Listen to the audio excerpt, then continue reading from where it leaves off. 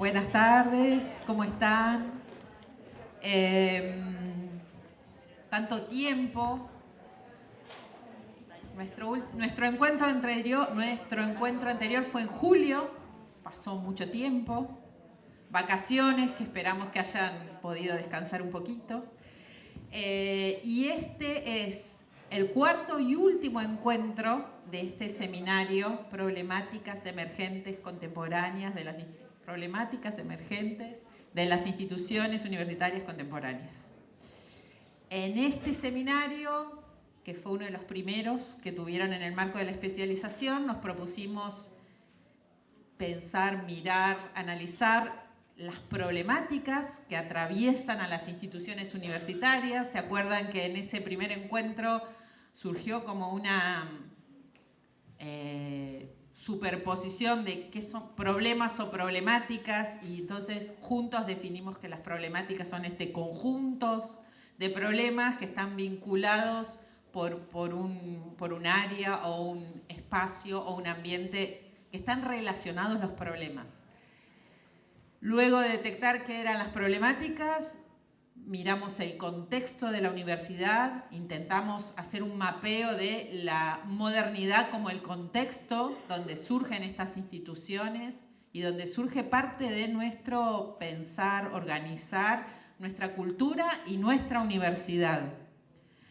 Luego pensamos en este desarrollo de la modernidad y qué pasa con lo digital, el tecnoceno, la digitalización.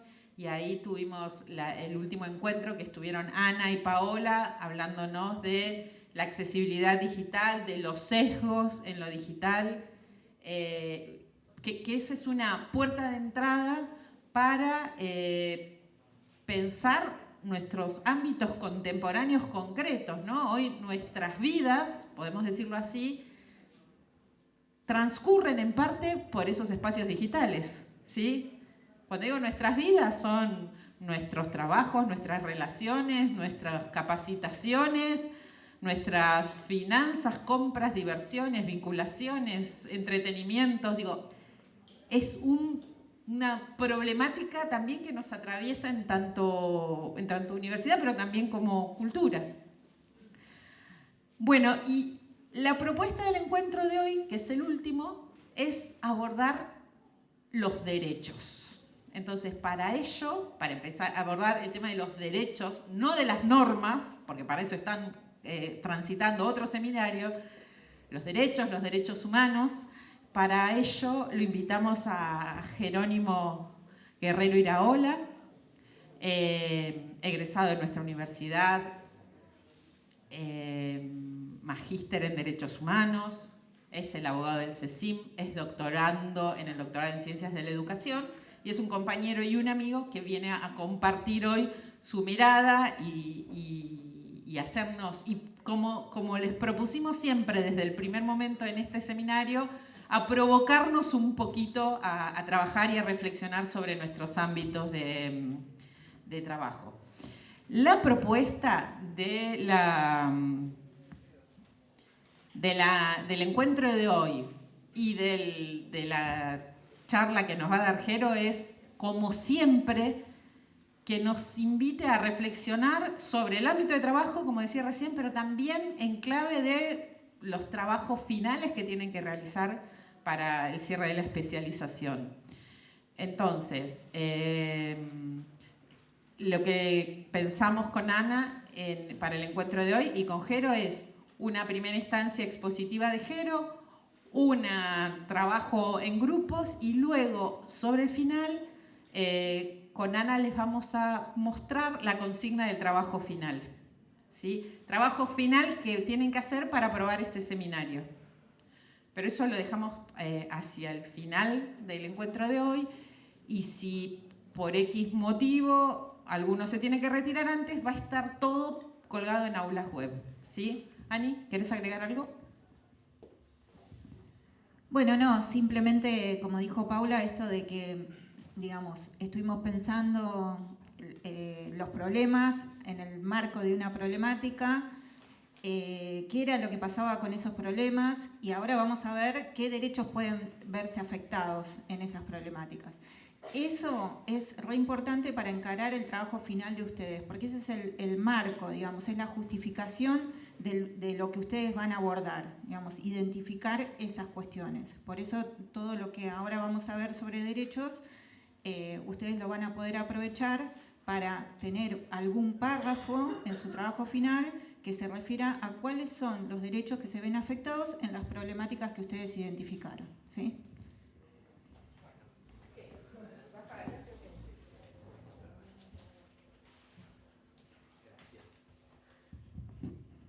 Bueno, hola, buenas tardes a todos y todas. Primera aclaración, no confíen tanto en mi mirada, que no es mi fuerte. Los anteojos no los uso digamos, para hacer fachas, sino porque los necesito. Confíen más en mi oído y mi olfato, que son los sentidos en los que creo estoy un poco más consolidado. No, malísimo el chiste, perdón, para romper el hielo. Y la primera pregunta disparadora, para que nos hagamos, es si existe un derecho a la escaloneta. No quiero introducir una dimensión compleja en un jueves en que todos y todas tenemos ahí un ojo puesto en tal vez el último partido de Lionel Messi en una eliminatoria. Cuestión que, bueno, hace de quienes están acá, la verdad que unos próceres y unas próceres, porque hay que bancar aún en esos momentos. Bueno, gracias por la invitación. La verdad es que si hay algo que me encanta, no precisamente los días de partido, pero me encanta en general, es hablar de derechos y de derechos humanos, que tienen que ver no solo con mi trayectoria formativa, sino también y sobre todo con mi campo de acción militante. Yo soy un militante de derechos humanos, así me asumo, así transito mi vida. Y hablar de derechos humanos, que es el campo, digamos, de intersección entre casi todos los planos de mi vida, la verdad es que me fascina. Así que voy a tratar de transmitirles un poco de esa pasión. Entiendo que esto hay que abordarlo con pasión, sobre todo en un contexto tan complejo y delicado, en donde desde el presidente de la Corte Suprema de Justicia de la Nación hasta el presidente de la Nación sostienen que aquello de que donde hay una necesidad nace un derecho no es necesariamente una lógica para pensar y abordar la estatalidad.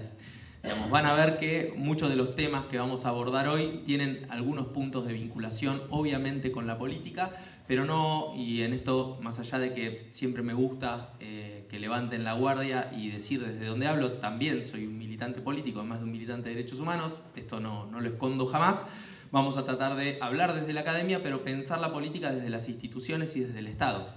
Inexorablemente vamos a tener que hablar de política, porque hablar de derechos humanos es hablar de una agenda posible, y esto sí es un comentario personal, una agenda deseable en el campo del diseño e implementación de políticas públicas. Con lo cual, cuando hablemos de derechos humanos, y esta es la primera tal vez definición que hago, vamos a estar hablando de un conjunto de obligaciones cuyo garante es el Estado. Con lo cual es imposible pensar que hay algo así como un campo de los derechos humanos que está alejado o que funciona en forma inconexa con el campo de la implementación de la política. Dicho esto, la cuestión específica, tal vez sobre la que vamos a tratar de reflexionar, de pensar o de discutir, bienvenido sea. Si hay alguna propuesta o algún punto de tensión o de discusión, siempre digamos, vale la pena, porque es de donde surgen las cuestiones más enriquecedoras. También vale, si en algún momento nos estamos poniendo densos, revolear algún zapato como para, digamos, una señal de que tenemos que levantar el pie del acelerador.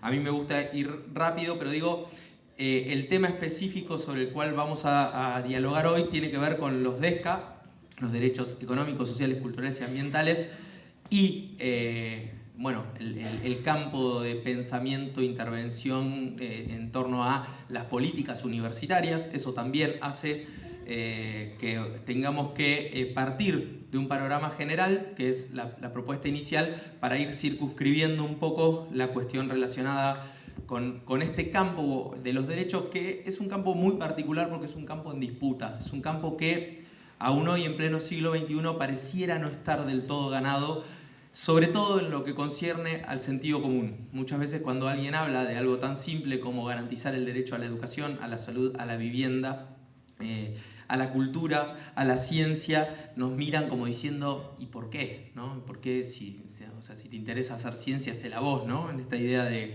que se puede individualmente consagrar o garantizar un piso mínimo de consagración de derechos, cuando ahora vamos a ver que no es tan así. Así que un poco vamos a partir, como decía, de un abordaje general para pensar un poco esto de los derechos humanos, entender que son una invención, a mí me gusta pensarlo así, una invención propia de la modernidad. Hablar de derechos es hablar de la modernidad, lo vinculo con lo que decían recién en la introducción, y que aunque pareciera que siempre estuvieron ahí, la verdad es que no, es que muchas de las cuestiones que devinieron en la institucionalización de los derechos humanos tuvieron que ver con puntos de inflexión a lo largo de la historia y obviamente muchas veces la contracara de la institucionalización de los derechos humanos es una afrenta a la dignidad o una afrenta a los derechos más elementales de personas o colectivos de personas. Con lo cual, cuando estemos hablando de derechos, a mí había un texto, creo que es de Foucault, de hace un tiempo, que es un texto de Foucault, que invitaba a pensar cuando demos determinadas cosas por dadas en los silencios que esconden determinadas palabras, determinadas cuestiones y en la sangre derramada. A mí me gusta pensar los derechos humanos también como el fruto de muchísimos procesos de lucha, de conquista. No fueron, dice Galeano, no brotan de la oreja de una cabra los derechos, sino que son el fruto de mucho sufrimiento. Cuando ahora veamos un montón de cuestiones que parece como, sí, eso está bien, está claro, eso hay una norma, eso hay una convención, eso surge de determinada cuestión, muchas veces tendemos a solapar o a poner en un plano casi invisible lo mucho que costó llegar hasta allí. Por eso también debe haber un compromiso en quienes bregamos por la promoción de los derechos humanos en tornar visible todo el tiempo esto. Cada vez que decimos se garantiza o no un derecho, estamos hablando de un montón de gente que cuando no tiene garantizado ese derecho, cuando no lo puede ejercer en plena libertad, está sufriendo un montón, y me parece que eso también nos exhorta a hacerlo desde un lugar de responsabilidad. ¿Y por qué digo todo esto antes de empezar con la introducción general? Porque una de las cuestiones centrales, esto es una especialización destinada o orientada a no docentes, es ponerse siempre en el lugar cuando uno actúa como agente del Estado. Ustedes lo son. Ustedes son agentes del Estado, ustedes trabajan, se desempeñan, construyen su proyecto de vida, hacen todos los días con otros y otras en el seno de una universidad pública, de una universidad que es un órgano del Estado. Seguro Rafa Clark les ha explicado muy bien lo que es la autonomía, la autarquía y demás, pero cómo se instituye la universidad como un organismo público, como un organismo estatal, algo que también defendemos mucho desde la Proclama, ¿no? Universidad pública, laica, gratuita, de calidad. Cuando decimos todo eso estamos hablando de un organismo estatal. Cuando hablamos de un organismo estatal y nos desempeñamos, ya habrán visto tal vez con Rafa también lo que es la teoría del órgano, cómo surge la exteriorización, digamos, de las decisiones del Estado y cómo uno actúa y obliga al Estado o actúa en nombre del Estado cuando cumple determinadas tareas, funciones y misiones para las cuales, digamos, ha sido nombrado. Sabemos que cuando actuamos y obramos en nombre del Estado, lo hacemos por un principio que es el de atribución positiva, ya se los habrá explicado Rafa, no me quiero meter ahí porque él lo explica seguramente mejor que yo, pero nosotros actuamos en función de una norma que nos da cierto imperio. Aún haciendo la tarea más elemental, lo hacemos porque hay una norma, hay un nombramiento y ese nombramiento instituye determinadas cuestiones y lo estamos haciendo en nombre del Estado. Entonces, cuando tratamos con otros y otras en nuestra cotidianidad, cuando de nosotros depende la toma de una decisión, cuando nosotros realizamos alguna cuestión que termina en su punto final en alguna forma de toma de definición por parte del Estado, podemos ser, y a mí me gusta siempre pensarlo así, aunque es una provocación, podemos ser vulneradores de derecho. Entonces es interesante entendernos o pensarnos potencialmente como vulneradores de derecho. Porque está claro que uno va a decir, no, yo nunca. No, ni ahí, yo soy reconsciente. Ahora, tal vez en alguna decisión, en algún proceso, frente a algún dilema de los que surgen a diario, podemos estar en el lugar coyuntural de vulneradores de derechos. Y cuando uno se asume como un vulnerador potencial de derecho, empieza a tener cierta vigilancia sobre sus actos, sobre sus acciones y sobre los procesos que hacen a nuestro obrar cotidiano. Es raro pensarse como un vulnerador de derechos, pero me parece que es un paso necesario para adquirir conciencia respecto a la importancia que tenemos en el ecosistema de lo público. Digamos, no somos un simple trabajador o una simple trabajadora, somos agentes del Estado y el Estado tiene un montón de obligaciones y un montón de cuestiones que resolver y garantizar a la hora de desenvolverse.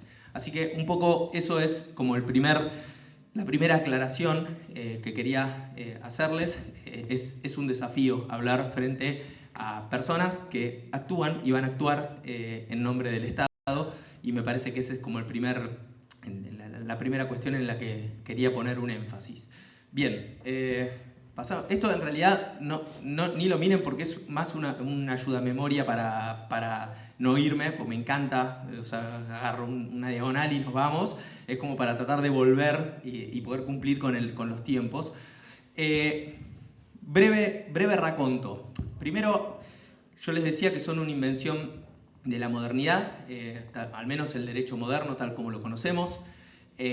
Las primeras expresiones o manifestaciones de los derechos humanos se encuentran en algunas cartas, la Carta de Derechos, el Bill of Rights en Inglaterra, donde se empieza a establecer el habeas corpus y algunas cuestiones como muy de pinceladas. No me importa que reparemos en eso, simplemente que nos quede esta idea de que no estuvieron siempre ahí, que han sido una conquista y que su institucionalización, más allá de algunos debates que hubo, sobre todo a partir de 1920 y demás, pero su institucionalización se dio post Segunda Guerra Mundial, ¿no? Obviamente el proceso que se dio de la Shoah, del exterminio nazi, puso de relieve la necesidad de empezar a pensar los derechos en forma sistémica, en forma institucionalizada, y obviamente lo que había sucedido en términos de esta guerra que se denominó en términos de guerra mundial y que ya había visto como un antecedente previo el ocaso de la Sociedad de las Naciones que había propuesto el presidente de Estados Unidos Woodrow Wilson y que había naufragado. Digamos, después de la Segunda Guerra Mundial empieza a haber como un gran consenso en torno a que había que empezar a crear alguna serie de organismos que no velaran por los derechos humanos, y esto es una salvedad que hay que hacer, sino que velaran por la paz y la seguridad internacional. Entonces, la primera razón de ser de organismos como la OEA o como la ONU, la OEA en el campo, digamos, interamericano, y la ONU en el campo universal, por pensarlo de alguna forma un poco más abarcativa, hay otras, organismos europeos, hay organismos africanos, pero digamos, nosotros vamos a pensar en términos de emplazamiento para nuestra América, y toda América, y el plano universal son la ONU y la OEA. Esto, hasta acá, más o menos identificamos esos organismos. A partir de ahí empieza a haber una serie de instrumentos que, más allá de que la Carta, por ejemplo, de la ONU no habla de derechos humanos, sino que habla del resguardo de la paz y la seguridad internacional. Por eso uno de sus organismos, además de la Asamblea General, es el Comité de Seguridad. ¿Han escuchado el Comité de Seguridad? Bueno, ¿por qué? Porque el objetivo principal de la ONU es la manutención, pongamos, de la paz y de la seguridad internacional. A diferencia de la OEA, que sí tiene en su carta orgánica la cuestión de los derechos humanos muy presente. De hecho, la Comisión Interamericana de Derechos Humanos es un organismo que está instituido dentro de la Carta de la OEA. Esto es un punto interesante, digamos, de contraste entre uno y otro organismo. Pero decía, allí se empiezan a dar las primeras discusiones globales. Tenemos la Declaración Universal de los Derechos Humanos, que es del año 48, fíjense, la Segunda Guerra Mundial, el 39 al 45, en el 48 hay un primer texto cuyo carácter operativo se discute un poco porque su título es el de declaración, ¿no? Cuando vos tenés una declaración, la idea de operatividad de esos derechos se ha puesto en algún momento en tensión. Para nosotros, y esto sí, discusión saldada, es plenamente operativa, ya está saldada igual en los foros internacionales y demás, pero durante mucho tiempo había una pregunta en torno a si una declaración era o no operativa, es decir, si los derechos allí consagrados se podían o no exigir. Pero es interesante porque por primera vez aparece un texto, un documento, en donde un montón de estados acuerdan que hay algo que son los derechos humanos que hay que garantizar, ¿no? Y empieza a enumerar los derechos. De allí vinieron un montón de otros instrumentos internacionales en el plano universal. Yo los voy a nombrar así como de forma muy sucinta porque tampoco me interesa que los retengan y además digamos, Google o ChatGPT le dicen cuáles son los instrumentos y se los va a dar seguramente más rápido que yo, pero aparecen sí me quiero quedar con una cuestión que son los primeros dos pactos gemelos que surgen en el sistema universal, que son el Pacto de Derechos Civiles y Políticos y el Pacto Internacional de Derechos Civiles y Políticos y el Pacto Internacional de Derechos Económicos, Sociales y Culturales. Me quiero quedar porque allí aparece como la gran grieta en el campo de los derechos que hoy venimos a intentar suturar, ¿no? Porque aparecen en dos instrumentos distintos y uno tendería o surge espontáneamente la discusión de por qué. Digamos, si ahora vamos a ver algunas características, por qué es necesario tener instrumentos específicos. Luego hay otros instrumentos, está la Convención contra la Tortura, la Convención sobre los derechos de las personas con discapacidad, la Convención sobre los derechos de las personas migrantes y un montón de otros. Eso en el campo, digamos, del sistema universal alrededor de la ONU. En el campo del sistema interamericano tenemos obviamente la carta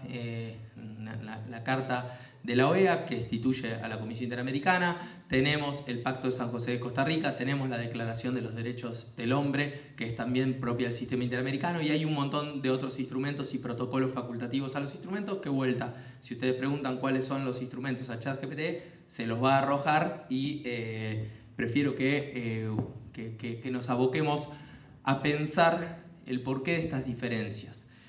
Segunda aclaración. La primera ya la hicimos, llegamos al momento de la segunda aclaración. ¿Hubo en algún momento de las propuestas, digamos, pedagógicas o académicas esta idea de pensar los derechos en clave de generación? ¿Han escuchado esto de derecho de primera generación, de segunda generación, de tercera? ¿Sí, no? ¿Sí?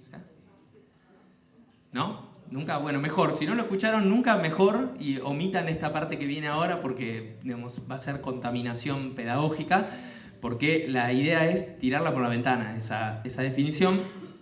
Y ahora voy a explicar un poco por qué y voy a explicar un poco cuál es la génesis en términos políticos de por qué se piensa en generaciones. En términos pedagógicos se piensa en generaciones porque siempre es más fácil pensar que primero vino el derecho a la vida y que después vino el derecho a votar o a ser elegido, el derecho a la libertad de expresión y después en términos como de generaciones de surgimiento de derechos, recién ahí vino la salud, la educación, la vivienda, el trabajo, la organización sindical y un montón de otras cuestiones que están previstas en términos de derechos económicos, sociales y culturales, y que después vino algo así como el ambiente, como en un momento nos pusimos recontramodernos y pensamos que el ambiente era importante porque bueno, ya habíamos, digamos, atravesado otras generaciones de derechos. La verdad es que la forma en que quedaron instituidos esos pactos, que son como los que empiezan a generar o a demarcar los campos de actuación de los derechos, tienen mucho que ver con el contexto político. Después de la Segunda Guerra Mundial se dio algo así. Voy a ser muy esquemático, perdón si simplifico procesos, sé que cada uno de esos procesos es más complejo y es una vertical que daría para un curso entero, pero se da un proceso que se dio en llamar la Guerra Fría. En el marco de la Guerra Fría, ¿escucharon hablar de los acuerdos de Yalta? ¿Sí? ¿No? ¿Tal vez? Hay algo de cuando uno da, que es como el balbuceo, que es como una cosa indefinida entre el sí y el no, tal vez que vos lo sabés bien, es como un feedback raro, ¿no? ¿Sí o no? O sea, no pasa nada si nadie lo sabe. A ver, los acuerdos de Yalta, ¿sí? No, eso me gusta. No. Si pasa, pasa. Bueno, ustedes saben que terminada la finalizada la Segunda Guerra Mundial, se juntan Roosevelt, Churchill y Stalin en Yalta, Crimea, hoy una zona que está en disputa, allí por Ucrania, y firman no solo los acuerdos de paz, sino que se dice que allí los vencedores de la guerra se distribuyen el mundo, ¿no? Y allí surge y empieza a surgir una enorme tensión entre lo que era la Unión de Repúblicas Socialistas Soviéticas y algunos estados aliados y Occidente, ¿no? Estados Unidos, que es como el gran vencedor porque además financia la reconstrucción de Europa, ¿no? Entonces, el plan Marshall, a partir de eso, obviamente, no solo genera o exhibe su poderío militar, veníamos de Hiroshima y Nagasaki, como, che, acá estoy, tengo la bomba. ¿Han visto la película de Eisenhower? ¿Sí? ¿No? Bueno. No, bien, me encanta. Me encanta porque ahora van a pensar antes de hacer como ese balbuceo de bueno, venía a tirar la bomba y además era el gran financista de la reconstrucción de Europa. Imagínense, alto derpo, como se dice en la academia. Tenía mucho poder, se distribuye en el mundo, pero empieza un proceso de tensión, ¿no? Empieza la carrera espacial, empieza la carrera atómica, sigue a caballo, y también se da la discusión en el plano de los derechos. Y obviamente hay toda una mirada, hay una autora que si algún día les interesa este tema, se llama Vanessa Pupaback, que tiene un artículo que habla específicamente sobre derechos de niños, niñas y adolescentes, y se llama algo así como Derechos Humanos y una apuesta a la misantropía o algo por el estilo. El texto está en inglés, por eso lo leí hace algunos años, pero ella advertía sobre un tema que que estuvo muy presente en la discusión de los pactos gemelos. Los pactos gemelos son del año 66, el PIDESC y el Pacto Internacional de Derechos Civiles y Políticos, y se dice que son gemelos porque fueron acuñados en las mismas rondas de discusión, pero terminaron siendo dos instrumentos. Y ella un poco retoma esa discusión y dice, hojaldre, porque en la cuestión de los derechos humanos hay una dimensión que puede ser leída en términos de colonialismo. Por eso a mí me gusta también pensar, esto es una aclaración epistemológica, me gusta pensar los derechos humanos en clave de colonial. ¿Por qué? Vamos a tratar de llegar, y si no llegamos, me invitan otro día y lo charlamos. Pero porque hay un componente que puede ser leído en clave colonial que tiene que ver con la intervención sobre los estados. Ojo, ¿quién mide cuál es el estándar de cumplimiento de determinados estándares en relación a cualquier derecho que uno se posee? Y sobre todo, ¿cuáles son los puntos de partida de esos estados en relación al cumplimiento de los derechos? ¿Puede Haití competir en pie de igualdad con Brasil en términos de sus estándares de cumplimiento de derechos? Bueno, es una discusión, no lo sé. No voy a ser categórico, pero al menos tiro la piedra y cada quien pensará.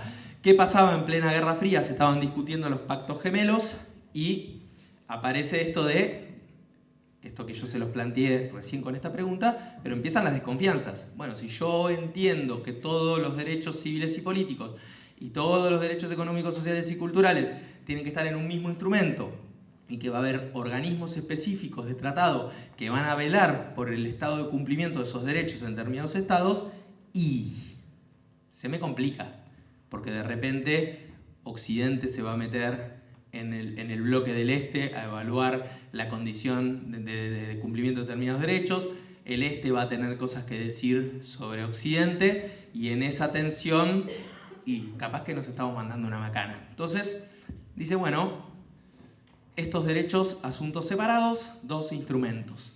Pero, antes de meternos en eso, vamos a ver, para pensar esta cuestión, algunas características que tienen los derechos humanos. En la anterior, en la 2. Derechos humanos. 2 puntos. Una definición, la que voy a decir ahora la detesto, pero es la más fácil. Porque la detesto y ahora voy a explicar por qué. Derechos humanos, 2 puntos. Los derechos que cada persona tiene por el hecho de serlo. ¿Ok? Básica, de manual. ¿Por qué la detesto? Porque es esencialista y yo he dejado de ser esencialista con el tiempo, y además porque habla desde la universalización de los derechos y hay determinadas discusiones que a mí me hacen ruido, sobre las cuales no tengo una definición, que tiene que ver con la vieja tensión en el campo de los derechos humanos entre universalidad y particularismo. Yo les hablé recién de pensar en clave de colonial, y bueno, cuando uno universaliza los derechos, ¿qué derechos universalizás? ¿Quién es el que le pone el nombre? Quien domina, nomina. No estoy diciendo que estén mal. Lo que estoy diciendo es que, ojo, porque los derechos humanos, tal y como los conocemos, tal vez nos resulte un poco más amigable la definición, son una invención de un proceso de posguerra blanca, varón, propietario y sobre todo occidental. ¿Está bien, está mal? Recontra discusión. O sea, en el campo de los derechos humanos se ha llegado hasta ir a las piñas por esta discusión, porque hay quienes te dicen reconocer el particularismo implica, o sea, ¿dónde pones la vara? ¿No? ¿Cuál es la vara? Y si no, entonces empieza a valer todo, y porque yo en mis representaciones creo que está bien esto. Y bueno, entonces hay una discusión. Lo habrán visto con el tema de ablación de genitales de las mujeres islámicas. Eso genera, esa es la más cabal expresión de la discusión que se da entre particularismo cultural y universalismo. O sea, ¿está bien o está mal? No sé, no me quiero meter ahí porque no salimos más, pero es un tema que si uno la plantea desde la academia, si uno la plantea desde su esquema de valores, ya tengo una definición, pero si uno la plantea desde la academia, está bueno tener una discusión, ¿no? Está bueno, digamos, que no dar las cosas por dadas, está bueno, digamos, destruir o deconstruir lo obvio, pues si no, somos dogmáticos. Entonces, derechos que cada persona tiene por el hecho de serlo. ¿Qué características tienen los derechos humanos? Son inalienables, son interdependientes, son indivisibles, son universales, son progresivos y no son regresivos. Bajo esta caracterización que les acabo de dar, estas son las características. ¿Qué quiere decir? Que sean inalienables, que ninguna persona puede disponer de esos derechos. Che, te vendo el derecho a no ser torturado. O torturame un poquito. No hay tal cosa como perdón la expresión, por ahí parece, pero para generar algún movimiento, no se puede. ¿Son interdependientes? Claro que son interdependientes. Por eso dijimos que vamos a detestar la idea de la generación de derechos, porque que nadie venga a decirme que el derecho a la vida es el derecho más importante, cuando todos entendemos que es importante garantizar el derecho a la vida, pero si no garantizas el derecho a una educación, a la salud y a una alimentación, y medio que me estás condicionando. Digamos, el derecho a la vida, ok, ¿a qué vida y cómo? Y además si no morfo me muero, ¿no? Hay una cuestión ahí que es muy finita y esa es la interdependencia de la que hablamos. Son indivisibles, no se puede partir. Bueno, el derecho sí, el derecho a la vida está acá, pero de acá hasta acá y medio que no, son indivisibles, son todo.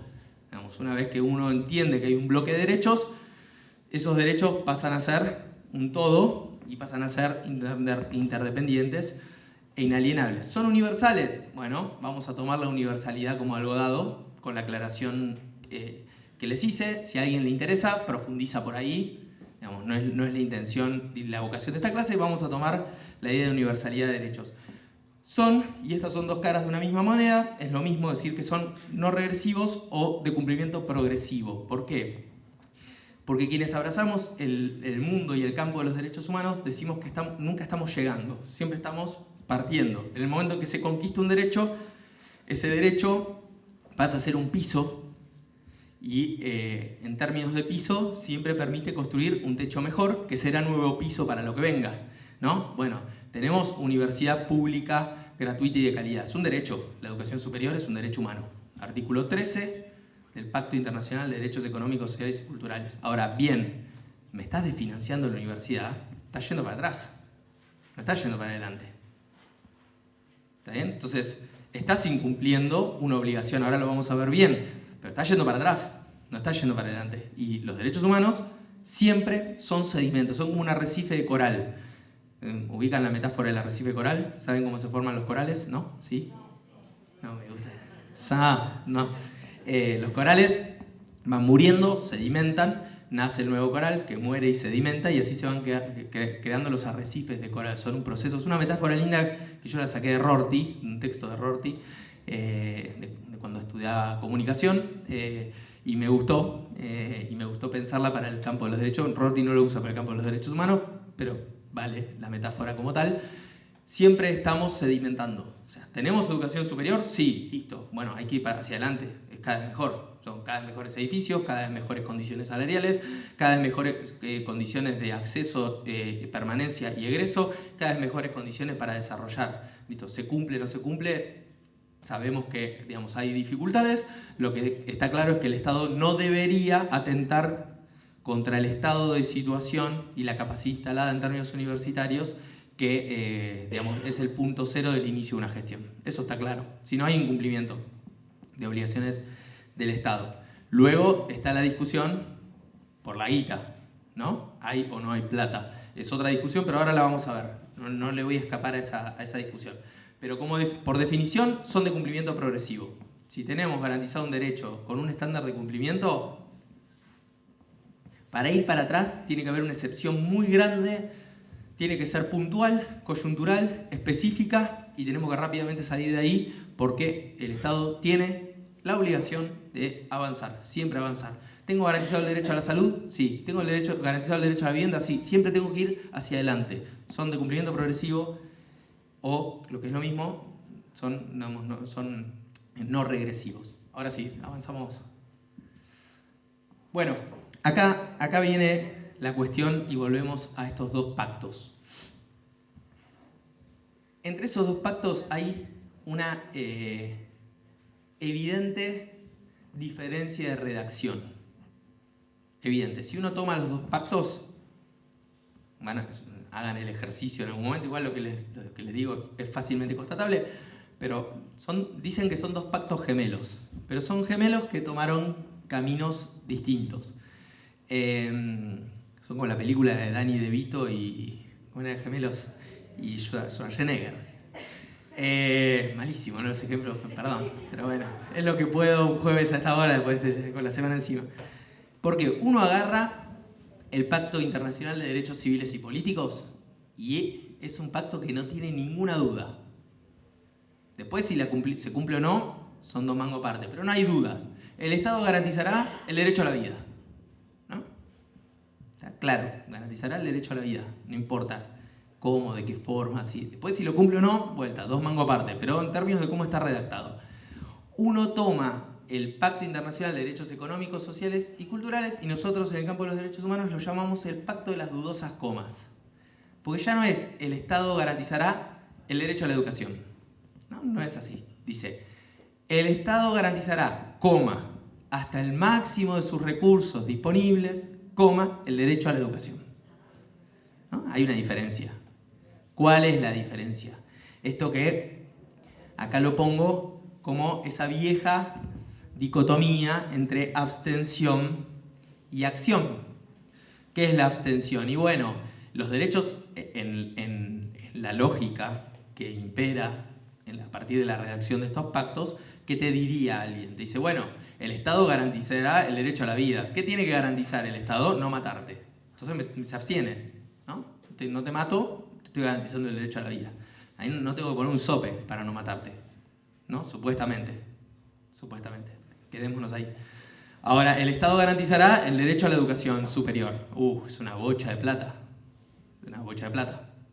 Pensemos que el presupuesto, creo que vigente de la Universidad Nacional de La Plata, que como no hay presupuesto desde 2023, es el mismo con las actualizaciones pertinentes, son 48.000 millones de pesos, contra 54.000 millones de pesos que tiene el mismo presupuesto del mismo año, que es el que rige el municipio.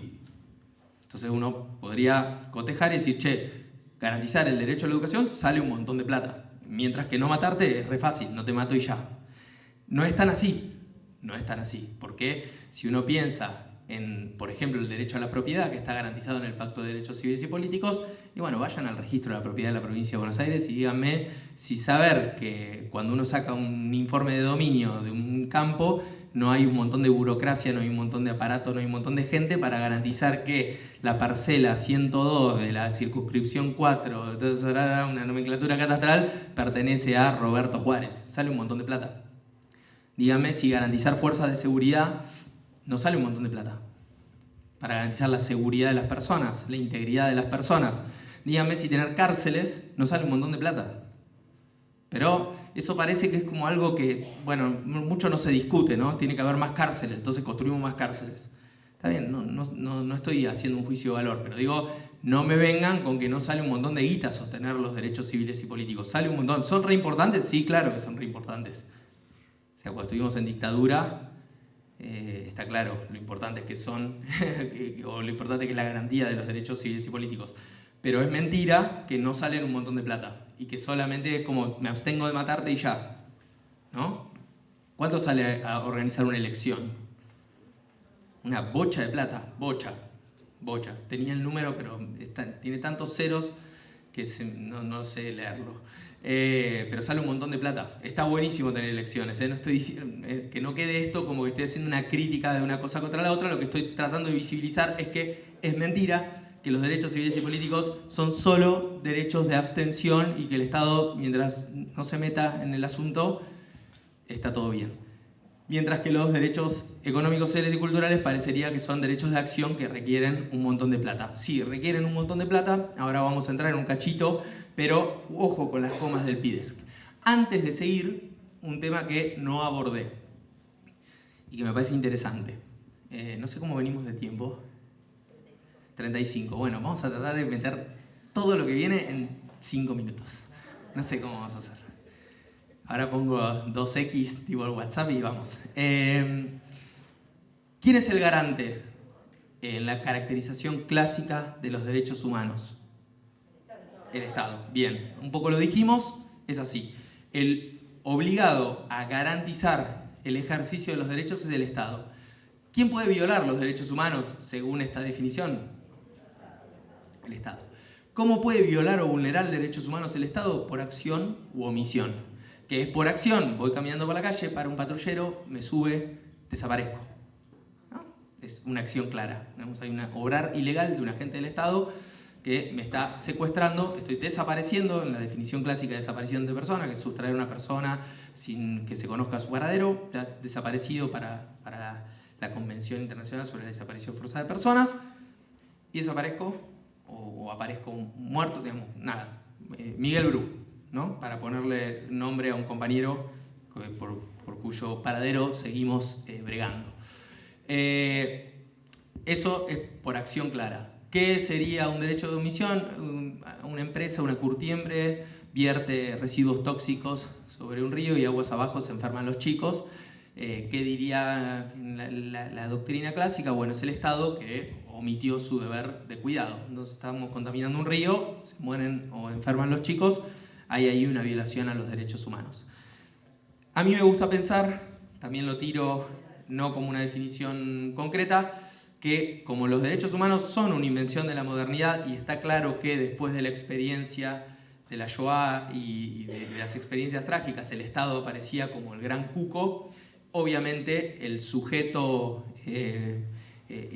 político y jurídico que es como el factor de atribución e irradiación de los derechos es el Estado, pero pensemos que en esta modernidad tardía, posmodernidad, como nos guste llamarla, hay organismos, entes y dinámicas que no solo tienen que ver con el Estado y que vulneran derechos y que me gusta pensar que los Estados a veces son bastante impotentes para garantizar acción frente a determinados procesos. Recién Pau hablaba del tecnoceno y de cómo vivimos en la virtualidad y una de las preguntas que es un tema que a mí me fascina, el tema de Cuarta Revolución Industrial y Derechos Humanos, da para otra charla, pero me encanta y yo me pregunto cómo hacen los Estados para garantizar los derechos ahí, ¿no? Por acción o por omisión. Entonces sería bueno que la comunidad internacional se diera un debate en torno a el rol de determinadas empresas cuya capitalización tal vez es mayor a la del PBI de un Estado, en la que estamos todos sumergidos, porque a mí me gusta pensar que Meta es, lo dijo alguna vez Eliseo Verón, por eso me gusta no ser chorro con las ideas, en algún momento escribió, y Facebook era esto comparado con lo que Meta es hoy, que es un protoestado. Hay un montón de gente que interactúa en función de determinados intereses bajo determinadas lógicas, con unas reglas, incluso Meta tiene hasta su corte, ¿sabían que tiene su Corte Suprema? Si te pasa algo en torno a la censura, vos llegás a un organismo que te dice si tenés razón o no, y ellos, no hay otra instancia. Y además me ha tocado litigar, por ejemplo, contra Google, y te miran así y se cagan de risa, ¿no? Lo mismo pasó con WhatsApp, con el término de cambio de políticas de privacidad y condiciones. ¿Se acuerdan cuando nos llegó a todos un mensaje diciendo, ¿acepta esto ahora? Y tenías que aceptar, si no te quedas afuera. Una vez alguien me dijo, bueno, pero desinstalate WhatsApp. Y no sé si es una opción, qué sé yo. Bueno, le dimos todos a aceptar, parece que le estábamos dando acceso desde la API a un montón de datos nuestros y en algún momento la Secretaría de Comercio, a través del área de defensa del consumidor, le dijo, no, esto no puede ser, está muy mal, lo voy a multar conforme a la norma. La multa eran 3 millones de pesos, ponele. Yo creo que le llegó a Mark Zuckerberg y el tipo sacó una moneda así y la pagó. O sea, ¿a qué voy con esto? Es interesante pensar que hay otros sujetos que tal vez deberían empezar a estar comprendidos en el campo de las obligaciones de garantía de los derechos humanos. Seguimos, vamos, ahora sí le metemos. Bueno, ¿qué pasa? Nos metemos con DESC, Derechos Económicos, Sociales, Culturales y Ambientales. Algo estuvimos viendo. La gran discusión es que hay que poner un montón de plata. Perdón por la estigmatización, si es grosera pido disculpas. Pero es la gran discusión y sobre todo la vemos en nuestros días, no es algo que sea ajeno. Hay un presidente de la Nación que asumió y dijo no hay plata. Y desde ahí un montón de cuestiones que estaban garantizadas empezaron a crujir. No lo digo en términos políticos, aunque sí lo digo en términos políticos, lo digo en términos del Estado. Che, ¿el Poder Ejecutivo tiene que garantizar la educación superior? Sí, listo, ok. ¿Está retrayendo presupuesto? Sí, ok. ¿Hay vulneración de derechos en esos términos? Sí, ok. Pero, como el pacto tiene comas dudosas, empieza a aparecer una discusión que es, pero el instrumento me dice hasta el máximo de los recursos disponibles. ¿A ustedes se creen que fue una improvisación decir que no había plata? No es una improvisación decir que no hay plata. Si yo digo que no hay plata, estoy abriendo el paraguas. ¿Qué paraguas? El que me habilitan los instrumentos. Bueno, no tengo plata. Tengo 10 pesos y tengo que poner estos 10 pesos en lugares distintos. No, si garantizo todos los derechos, no me alcanza la plata. Bueno, es la gran discusión que tenemos. El tema es que nosotros nos hemos acostumbrado a discutir solamente la plata en términos de nominalidad. Es decir, cuánta plata se invierte en determinadas cuestiones. Y nuestros reclamos, digo como una crítica constructiva a todos nosotros, nosotras y nosotres, nuestra proclama histórica en favor de los derechos es más presupuesto para, ¿no? Acá hay que poner más guita para, es lo que decimos siempre. ¿Por qué? Y porque es medio holgazán, es medio fácil. No digo que no haya que destinar más plata para. Está claro que hay organismos del Estado que son importantísimos para eso. No por nada se está discutiendo una ley de financiamiento universitario en el seno del Congreso de la Nación, porque está buenísimo que los representantes del pueblo y los representantes de la provincia, en este caso, discutan dónde ponen la plata. Lo que nunca estamos acostumbrados a discutir es cómo se gasta esa plata. Y sobre todo, cómo hacemos para que el Estado garantice en términos de eficiencia y eficacia la garantía de los derechos. Entonces tenemos un problema enorme que tiene que ver con que aún en un contexto expansivo no estamos acostumbrados a pensar los derechos humanos en términos de, y sobre todo los DESC y los DESCA, en términos de derecho humano al presupuesto. A mí me encanta empezar a hablar, y trato de introducirlo en todas las discusiones, que nosotros tenemos que empezar a pensar el derecho humano al presupuesto. ¿Por qué? Porque el presupuesto saben que es una ley, sabemos todos que es una ley, porque por ahí lo doy por sabido y hay gente que está en otra y me dice, no sé qué es una ley. El presupuesto es una ley sobre la que discutimos recontra poco, y sobre la que entendemos recontra poco. A mí alguien una vez me dijo, tomá, analizá cómo se ejecuta esta partida. Es un chino, no sé, si alguien sabe de ejecución presupuestaria o lleva una ejecución presupuestaria, sepan que lo admiro, o la admiro, porque es algo que no se entiende un carajo qué es lo que te ponen adelante esas planillas ilegibles, pero a mí me gusta pensar que el presupuesto es el germen, la matriz desde donde se configura un escenario de garantía de derechos. Y como no sabemos leerlo, y al no saber leerlo no sabemos discutirlo, y al no saber discutirlo no sabemos prácticamente nada, nos queda la facilidad de el más presupuesto para. Hay que pedir más presupuesto para, sobre todo para los derechos que entendamos que son centrales para el desarrollo del país y para que nuestra gente viva mejor, para la dignidad de las personas. Pero también es importante empezar a discutir cómo se compone ese presupuesto, empezar a construir indicadores. Porque si me decís no hay plata, no me estás diciendo nada tampoco. ¿Seguro que no hay plata? ¿Por qué? ¿Y cómo le estás gastando? No solo cuánta plata en términos nominales hay, ¿cómo le estás gastando, Estado? ¿Le estás gastando bien? ¿Le estás gastando mal? ¿Abriste una discusión en torno a esto? Supongamos que es un recurso escaso el dinero y sobre todo cuando tenés un valor de referencia, en este caso en la República Argentina, que es de naturaleza bimonetaria. Digamos, tenemos un problema porque digamos, nuestra base monetaria tiene un ligamen con una moneda de referencia que es el dólar. Listo. Frente a eso, no querés emitir, lo decís, digo Estado. Bueno, demos una discusión profunda. ¿Y cómo la damos esa discusión? A través de empezar a pensar el derecho humano al presupuesto y empezar a pensar la necesidad de construir indicadores. ¿Dónde estamos y hacia dónde vamos? No hay indicadores. Hay un proyecto muy interesante de Laura Pautasi, que es una teórica y académica argentina, es una crack, se las recomiendo la lectura, que ella habla sobre la necesidad de empezar a construir indicadores de cumplimiento de derechos. Porque si vemos que son de cumplimiento progresivo, está claro que no hay un interruptor prendido y apagado como la PV de los derechos. No, ¿los garantizo o no los garantizo? No, los puedo estar garantizando, pero los puedo estar garantizando en forma regresiva o en forma deficiente. Digamos, alguien podría pararse hoy en cualquier esquina del país y decir que en Argentina se está garantizando el derecho humano a la educación superior. En los términos de lo que estamos viendo parecería haber una regresión flagrante. Flagrante. Flagrante. Ahora, ¿cómo lo medimos? Yo soy abogado, se los dije, me encanta ir a litigar, he litigado bastante.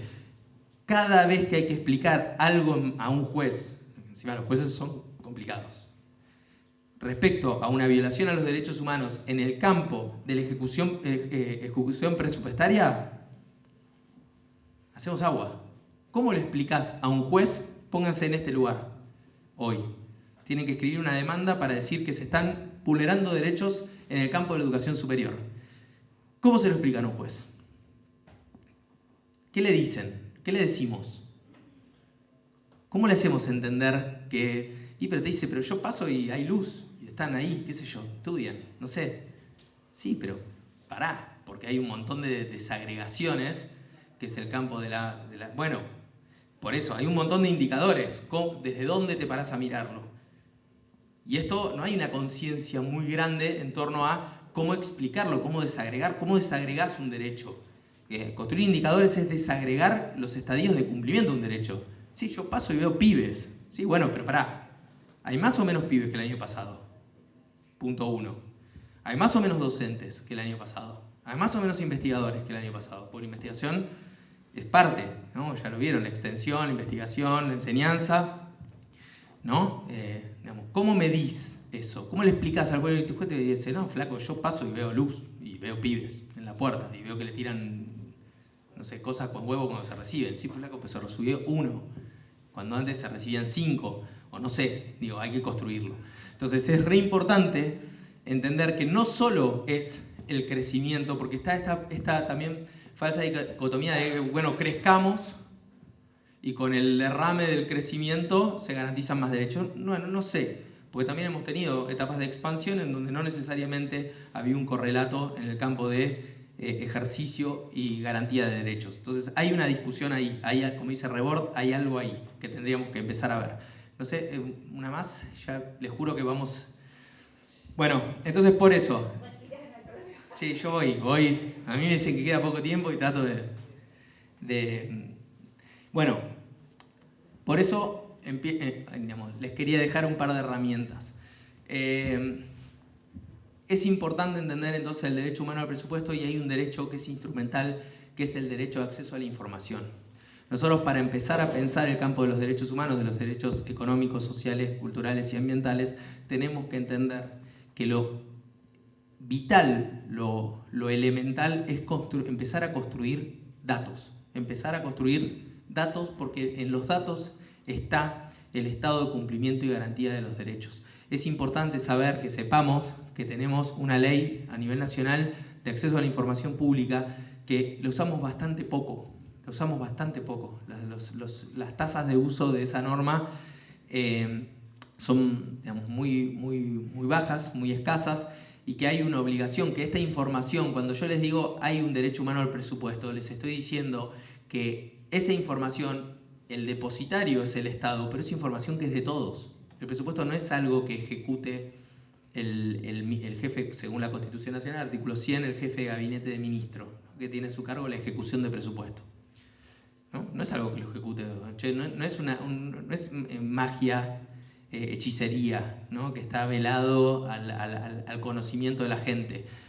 Si queremos saber, podemos saber, tenemos herramientas. Luego está la posibilidad de echar mano de eso y de sacar algún dato, construir de ese dato alguna información importante para el ejercicio. Pero es importante entender la vinculación entre derechos e información, porque sin información estamos desamparados, potencialmente desamparados. Yo les vuelvo a hacer la pregunta, ¿cómo le explicarían a un juez hoy que hay una flagrante vulneración al derecho humano a la educación superior?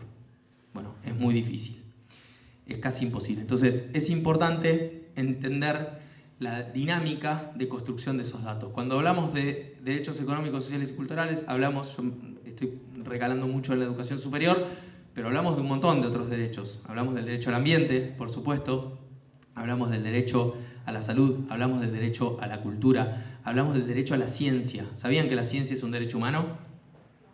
¿No? Bueno, hay un derecho humano a la ciencia, está en el Pacto Internacional de Derechos Económicos, Sociales y Culturales y tiene que ver con esta dinámica que propende al desarrollo. Hay una íntima vinculación entre el derecho humano al desarrollo y el derecho humano a la ciencia, porque los derechos humanos son interdependientes y son indivisibles. Entonces, en ese marco es que, digamos, la propuesta de hoy tenía que ver con, primero, construir esa génesis, que lo hicimos muy rápido, luego identificar esta idea de los derechos económicos, sociales y culturales como parte de un todo. Digamos, dejemos de pensar que están por fuera de la dinámica de consolidación o construcción de otros campos de derechos. Cuando hablamos de derechos humanos hablamos de una totalidad que merece un debate profundo en torno a cómo se construyen los estándares de cumplimiento y de garantía de esos derechos, si no lo debatimos democráticamente, y hay una vinculación también entre democracia y derechos humanos, por eso tenemos que defender la democracia,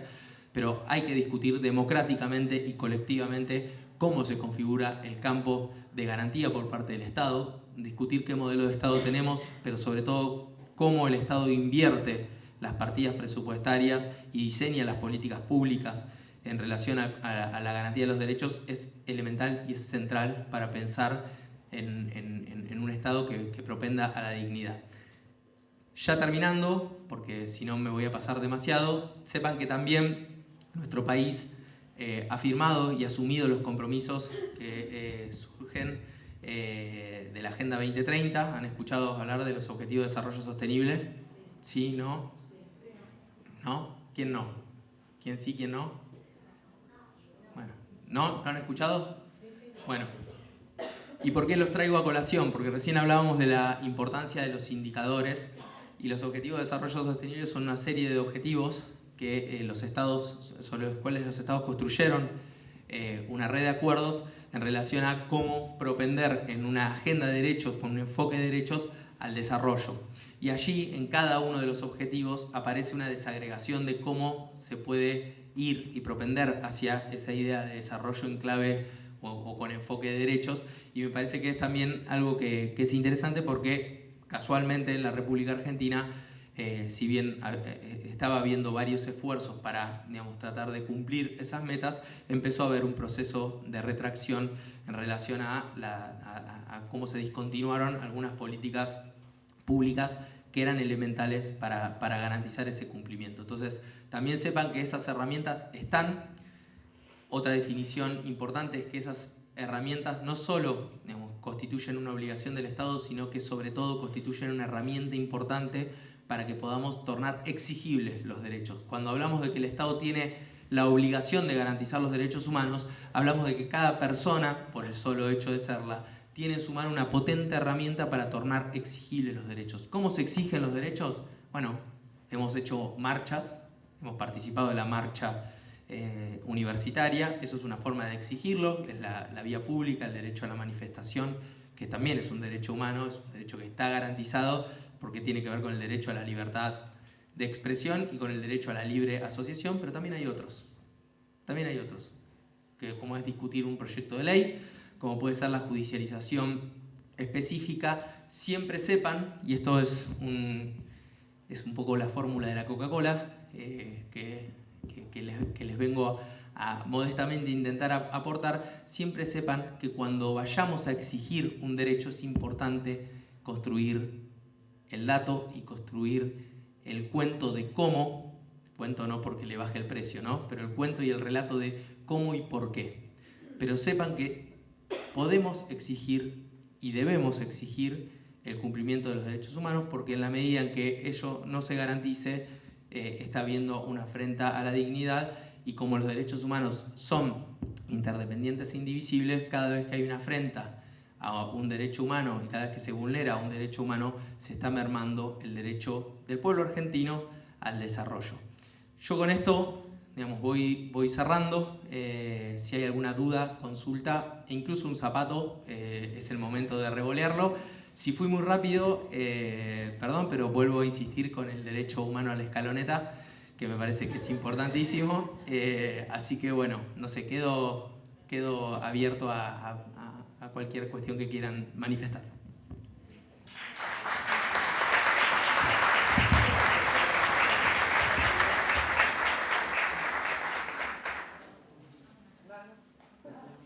Fue clarísimo.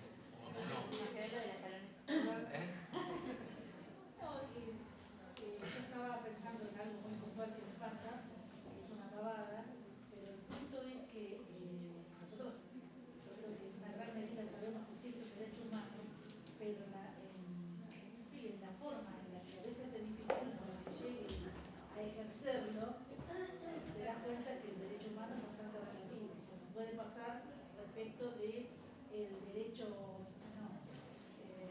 cuando tenés algún inconveniente con alguna compra que haces virtual o algo por el estilo, y que cuando vas a la página de Defensa del Consumidor te dicen que te tenés que loguear, tenés que poner una serie de datos que algunos no los tenés, que a la brevedad te van a contestar, y la brevedad son 2 o 3 meses para esto, o te piden que pongas la razón social de la empresa de donde compraste algo, que si te quedó una captura de pantalla casual. Entonces vos decís, ¿qué te voy a reclamar si todo lo que me estás pidiendo, que no sabía y que no está normalmente publicado, si no te metes, no lo voy a tener? Entonces, sí, tengo un derecho. ¿Y quién me va a escuchar? Nadie. Entonces terminás tocando, bueno, me voy a quejar en la página, le voy a decir un montón de cosas, que se vayan a freír churros, bla, bla, bla, y te quedaste. No solamente estamos hablando de cualquier empresa, con Mercado Libre pasa.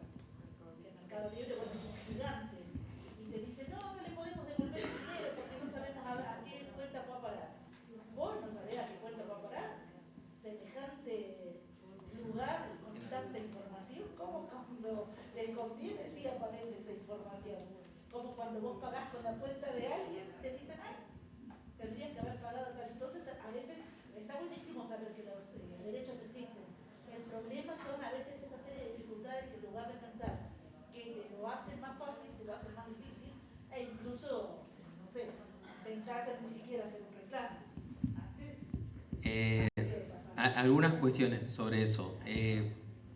Primero, lo interesante es, y por eso está buena esta instancia de intercambio, en reconocer cuáles son los derechos, porque muchas veces uno piensa, o parte del presupuesto de que está saldada la discusión, y a mí me ha pasado, sobre todo en mi rol de abogado, sentarme frente a una persona que te cuenta un tema y le decís, pero vos tenés derecho a esto.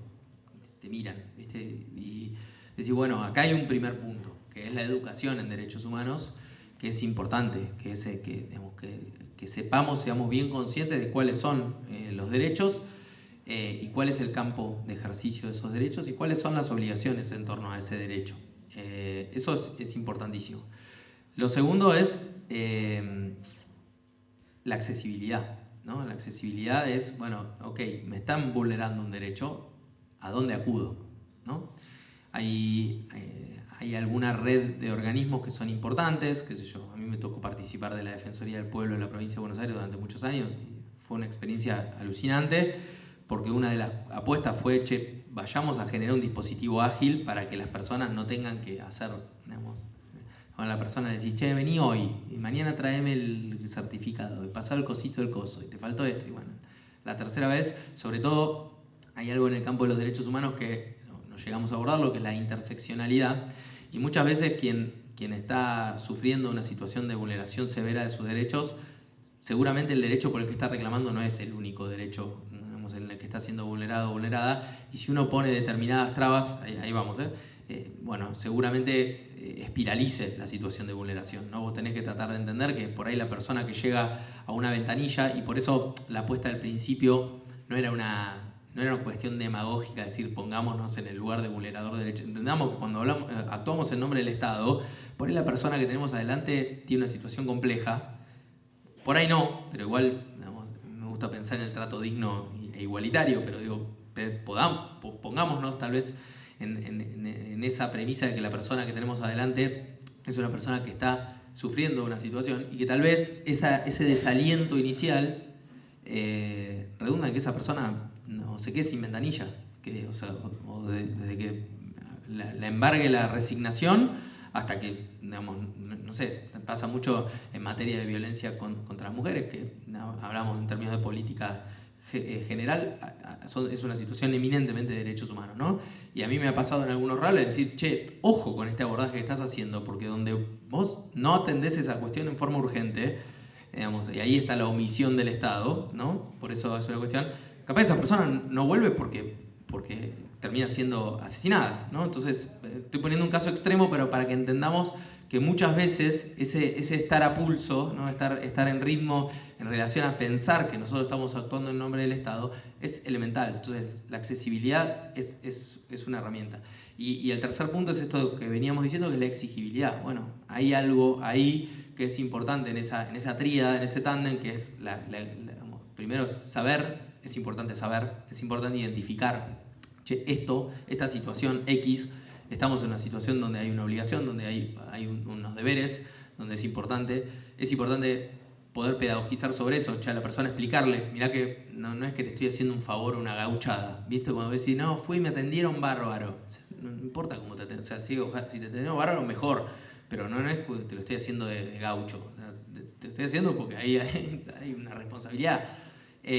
La accesibilidad, tratar de ponerse en ese lugar y entender la exigibilidad, entender, bueno, una vez que eso entra, cuál es la ventanilla o el organismo o la función, la dimensión o el dispositivo que hay que terminar de tocar para que eso se resuelva lo más rápido posible. Pero es muy pertinente lo que decís, si bien fuiste para el lado de derechos del consumidor, que también son derechos constitucionales y son un tema, son un mundo aparte, pero sí, digamos, lo que vos sentís o lo que vos expresás es lo que le pasa a muchas personas que están siendo, digamos, que están sufriendo una situación de vulneración de derechos, y lo que hay que tratar es que eso no se transforme en resignación. Había por acá...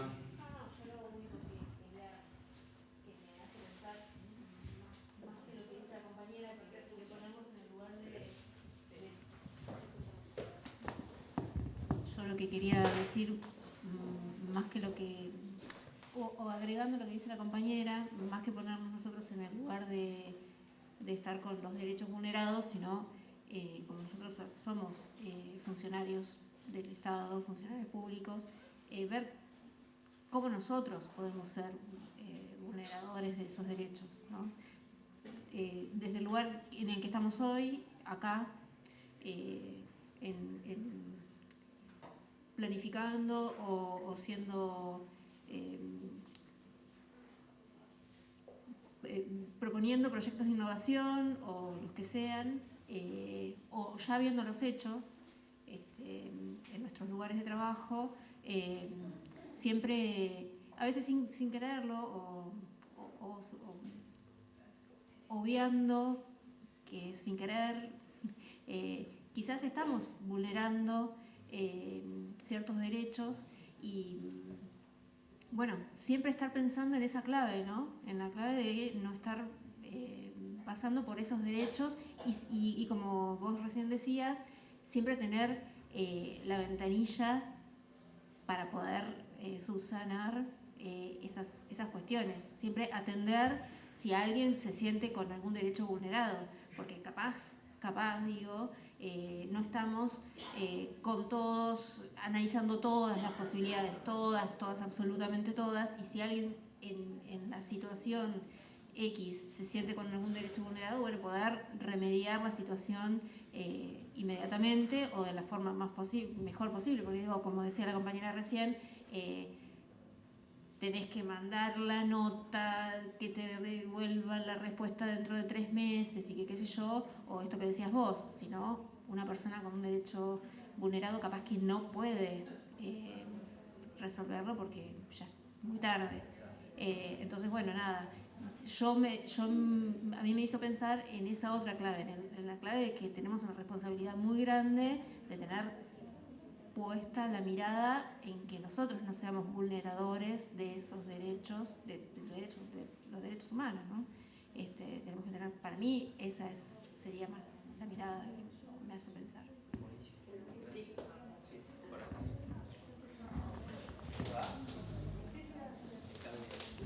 Yo me quedé un poco enganchada con el tema de, obviamente, que los derechos están interrelacionados, pero me cuesta como no darle una jerarquía, que obviamente me vas a matar, porque deben ser todos iguales. Pero si yo, por ejemplo, tendría que elegir un indicador, que es lo que vos decías, la falta de indicadores, por ejemplo, el índice de mortalidad infantil mide muchos derechos. Atraviesa los de las madres, los del chico, los de la educación, de los médicos que lo atendieron, de las especialidades. O sea, ya sé que no se puede priorizar, pero en pos de esos derechos tan importantes, ¿no se pueden buscar y dar indicadores de esa naturaleza a los derechos? Porque realmente el índice de mortalidad infantil mide un derecho, varios derechos a la vez, ¿no? No, mortalidad infantil me refiero a un chico que nace, se enferma y se muere, donde hay problemas en el ambiente, problemas en el sistema sanitario, problemas en los que tienen que aprender cómo curar a ese chico. O sea, mide un montón de indicadores. ¿Hay indicadores así de otros derechos humanos?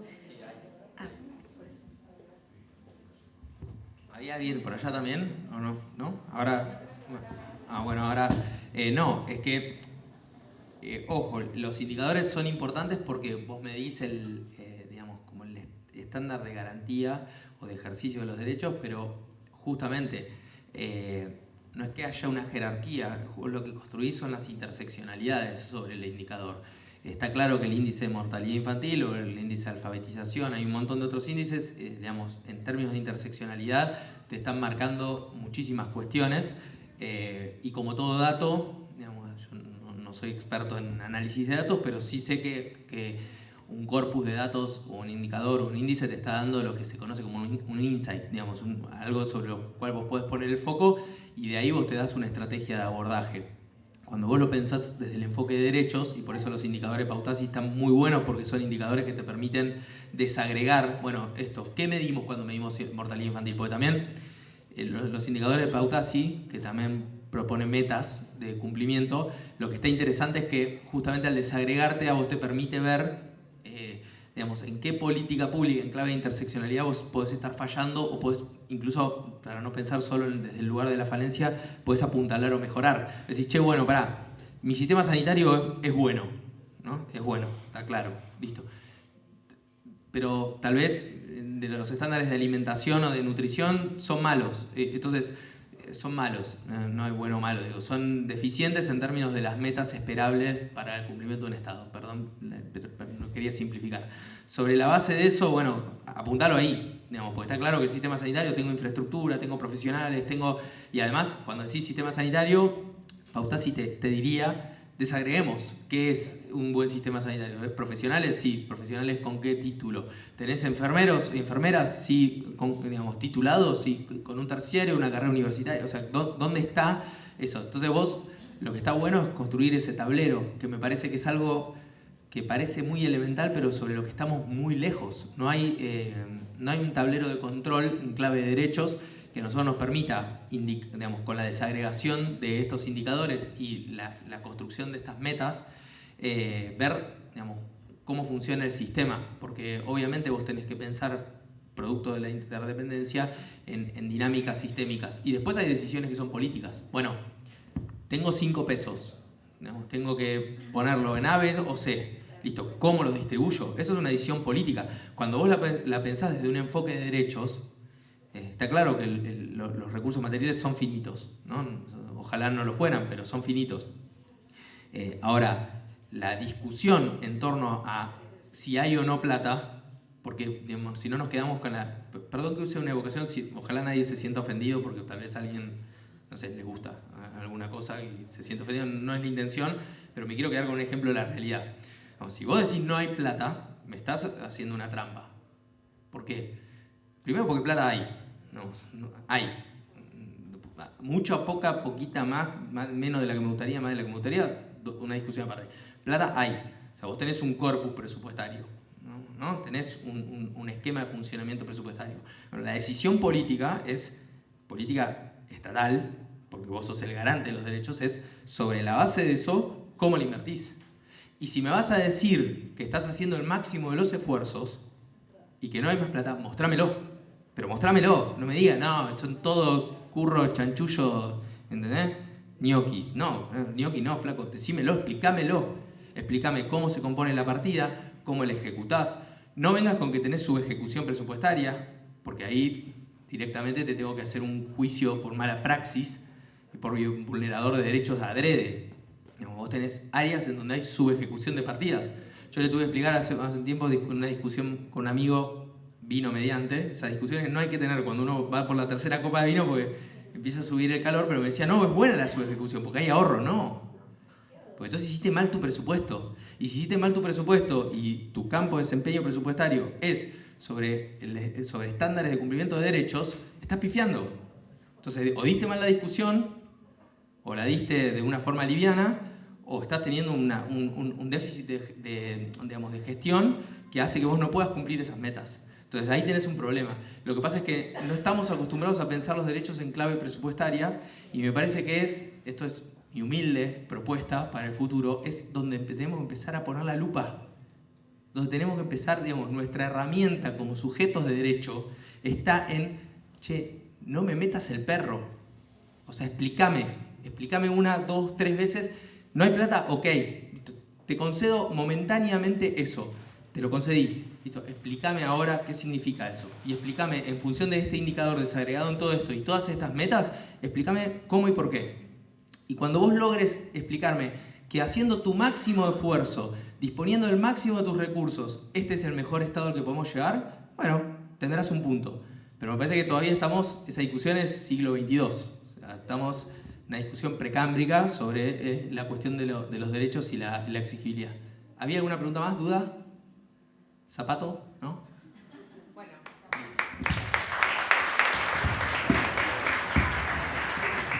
Gracias, Jero.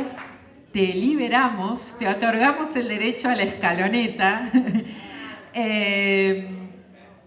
y nos comprometemos a que Jero nos pases la bibliografía, alguna de estas que citaste, para que esté disponible en aulas web, para que ustedes puedan también ahondar en las lecturas. Y bueno, y también si quieren hacer alguna pregunta, encarar sus trabajos finales con alguna de estos temas que abordó Jero hoy, que fue súper amplio, pero también súper específico, que está a disposición. Lo podemos contactar. ¿No, Jero?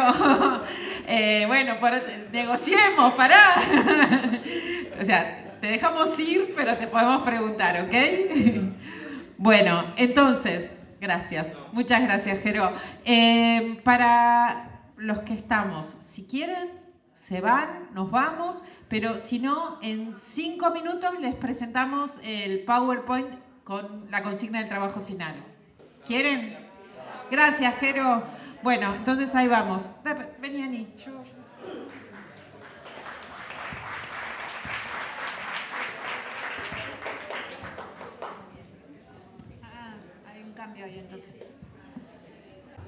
Bueno, ahora les vamos a mostrar rápidamente, pero igual después lo subimos a aulas web para que tengan la consigna del trabajo final. Lo principal, me parece a mí, que nosotras queremos que ustedes se lleven con esto, digamos, es que no lo piensen solamente como un trabajo para aprobar la materia, sino que realmente a ustedes les sirva como un comienzo o una continuidad de la escritura de su trabajo final, ¿sí? Para eso es importante que ustedes, supongo que ya lo habrán visto por ahí en el taller de construcción del trabajo final, que ustedes, esto significa que son investigadores, investigadoras, ¿no? Y que ustedes tienen un objeto de estudio y que el objeto de estudio está relacionado con su práctica laboral, ¿sí? Entonces ahí hay que pensarlo como eso, ¿no? Tomando como un poquito de distanciamiento, no ponernos solamente como protagonistas o como una catarsis de lo que nos está pasando, sino tratar de ponernos un poco más como somos unos investigadores o investigadoras que estamos con este objeto de estudio que está relacionado con mi práctica laboral diaria, ¿sí? Entonces, en el trabajo que nosotros le vamos a pedir, relacionado con lo que estuvimos viendo en el seminario, es que ustedes relacionen, digamos, este diagnóstico que ustedes hicieron para afrontar el trabajo final con lo que es una problemática emergente dentro de una institución de educación superior, ¿sí? Ahí simplemente parece como que es teóricamente complejo, es distinguir esto de que yo veo un problema, pero lo tengo que abstraer un poquito más y relacionarlo con una problemática, ¿sí? Es decir, yo, no sé, veo, qué sé yo, que los docentes tienen dificultades para tramitar sus licencias de salud. Bueno, ese es un problema, ¿sí? Ahora, ¿la problemática cuál es? El sistema de licencias, la comunicación interinstitucional, bueno, eso es como que es un conjunto, ¿sí? Entonces lo tienen que hacer así. La extensión de trabajo como máximo son 10 páginas, es decir, así que no va a ser muy largo.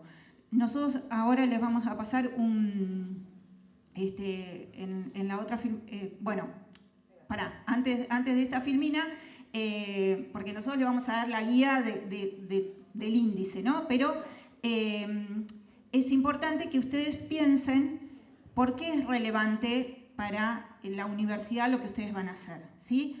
Se tiene que poner también un poquito ustedes van a hacer un trabajo que es una comunicación, ¿sí? Entonces, el trabajo lo va a leer alguien, ¿sí?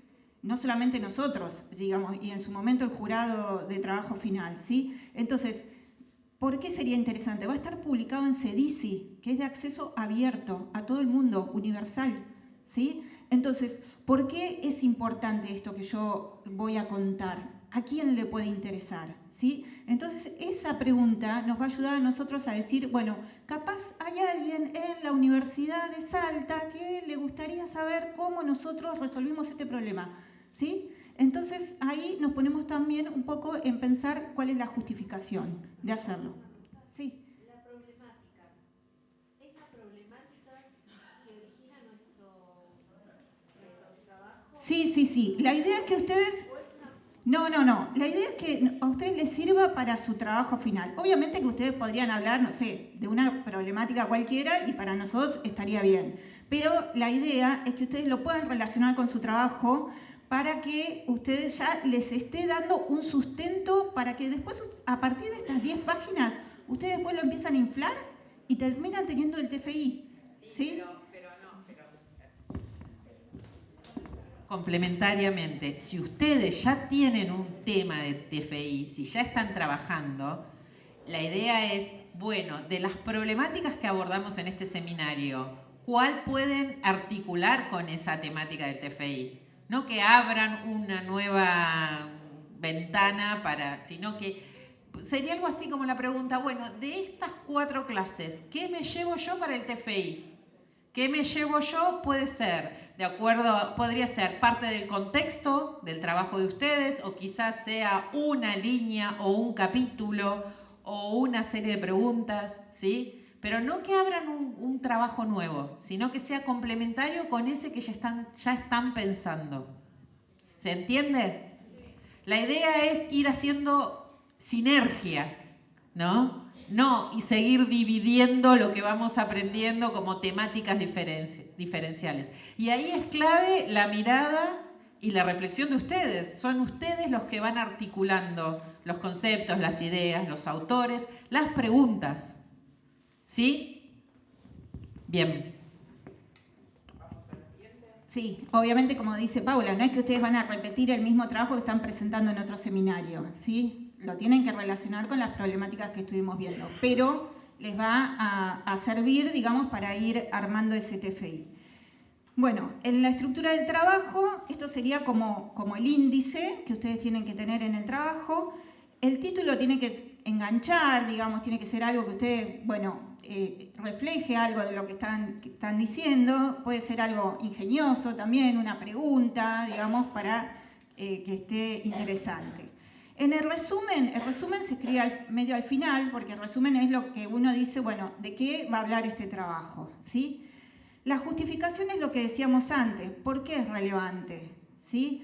¿Por qué le puede interesar a alguien? ¿Por qué alguien puede querer leer mi trabajo y sacar una idea de ahí? ¿Sí?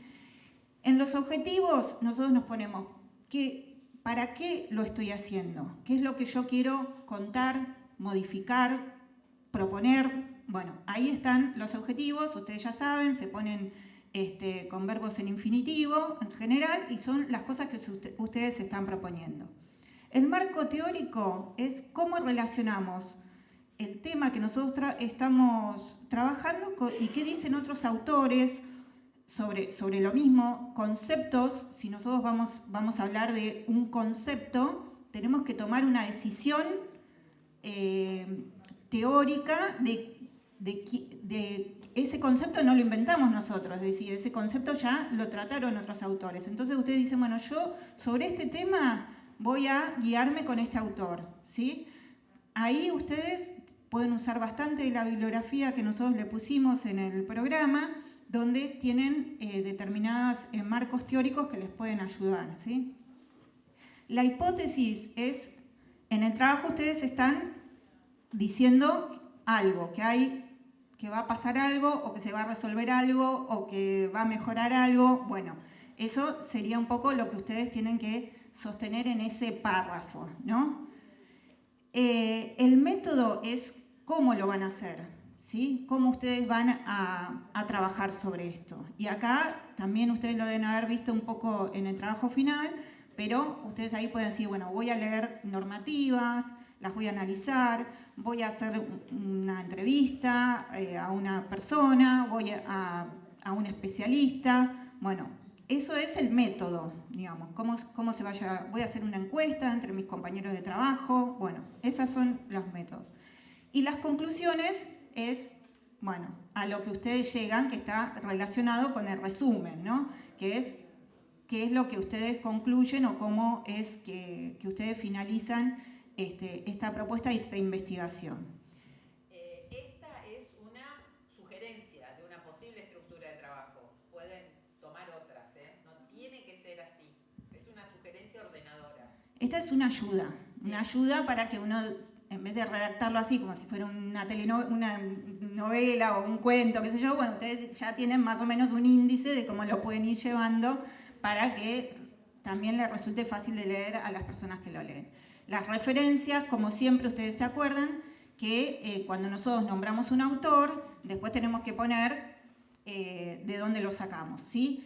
También es importante que ustedes las referencias las integren al texto, ¿sí? Que esta es una cosa que a veces es media difícil de hacer, pero si nosotros estamos hablando de un concepto que lo tomamos de algún autor, lo tenemos que poner en el texto, ¿sí? Puede ser parafraseado, cuando uno dice, bueno, tal autor habló de tal cosa y demás, y entonces ponemos el autor y el año en que se publicó. O puede ser también que lo pongamos textual, y en ese caso lo ponemos entre comillas, ¿sí? Si ustedes utilizan inteligencia artificial, tengan en cuenta que puede tener estos problemas, digamos. La inteligencia artificial a veces no nos dice las fuentes y a veces inventa las fuentes, ¿sí? Entonces, porque tiene como ese motor de complacencia para la persona que está haciendo la pregunta, digamos, entonces a veces te puede tirar fruta mal, ¿sí? Entonces, si ustedes van a utilizar alguna herramienta de inteligencia artificial, es muy importante que ustedes chequeen la información, ¿sí? Que lo hagan con más de una fuente, que si la inteligencia artificial les nombra un autor, se vayan a fijar si ese autor existe realmente, ¿sí? Y busquen, claro, sí, y si lo dijo también, porque muchas veces es un invento, ¿sí? Entonces ahí hay que tener cuidado.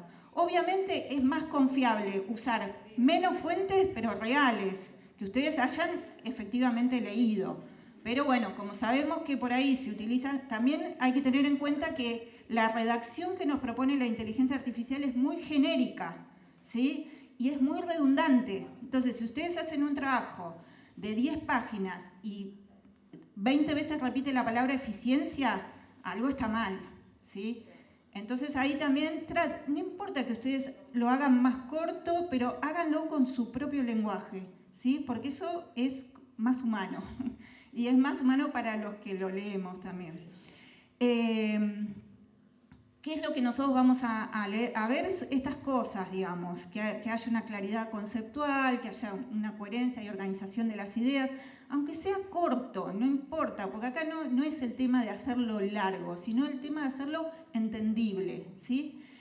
Y que haya una creatividad también, ¿sí? Porque se supone que hay algo novedoso, algo que nos va a interesar. Entonces ahí el punto en el cual no nos puede ganar ninguna inteligencia artificial es en una propuesta creativa, ¿sí? Así que esa parte también es importante para nosotros, y algo también que ustedes le van a dar una gran diferencia es su experiencia personal, ¿sí? El hecho de que ustedes han trabajado en ese tema, es su área de trabajo, y eso es algo que no se puede reproducir por otras personas, porque es una experiencia única de ustedes. Entonces, esa experiencia única de ustedes es la que le da mayor valor al trabajo, ¿sí? Y si van a usar la inteligencia artificial, también nómbrenlo, porque no es, ya saben que acá se permite, no es que sea una trampa, ¿sí? Porque también, para ser rigurosos en la investigación, todo se tiene que poder chequear, ¿sí? Porque si no, alguien va a leer el trabajo y va a decir, no, esto es plagio, o esto no está fundamentado, o esto es falso. Entonces nosotros tenemos que tratar de que todo eso, para que sea riguroso, pueda chequearse. Entonces, si ustedes van a utilizar una herramienta, ustedes lo citan simplemente, digamos, consultando en Gemini, consultando en no sé cuál la que ustedes elijan, tal cosa. O hice una revisión, no sé, sintáctica con la inteligencia artificial. No está mal, si se acepta, y lo tenemos que reconocer, y tenemos que empezar también a blanquear un poco este uso. Bueno, las fechas. Sí, hay un cambio. 7 de noviembre es la entrega, porque nos habíamos quedado con otro calendario.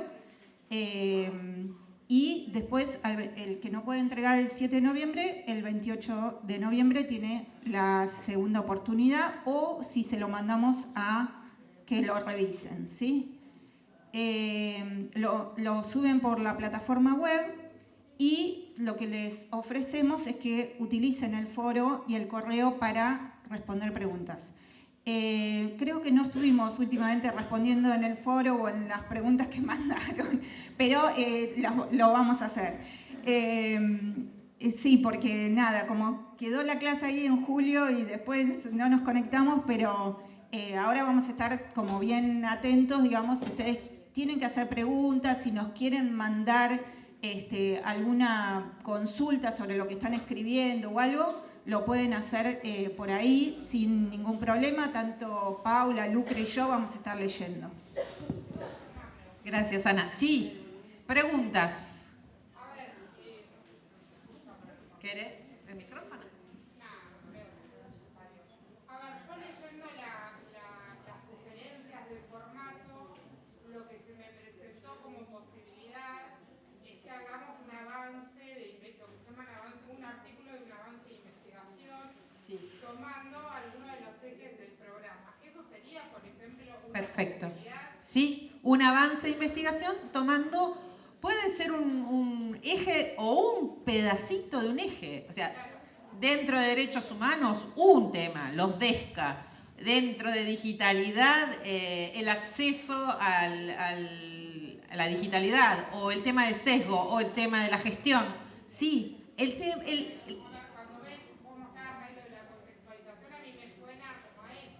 Exacto. Estoy haciendo este proceso de investigación. Perfecto. Voy por acá y hasta ahora obtuve Es eso. Obtuve esto y lo relaciono con este tema de este seminario, ¿sí? Que fue inmenso, por eso es importante que ustedes hagan el enlace, sí. Es individual, tiene que ser individual por la evaluación del proceso de la especialización. No, este es individual, ¿sí? Así que gracias por haber compartido este espacio, por haber generado este espacio de interaprendizaje. Continuamos a disposición, ¿sí? Su pregunta no molesta. Podemos tardar en responder porque como estamos con otras responsabilidades, pero no duden en preguntarnos porque realmente estamos muy comprometidas con que ustedes continúen y finalicen la especialización. Así que nuevamente gracias y nos seguimos cruzando. Gracias.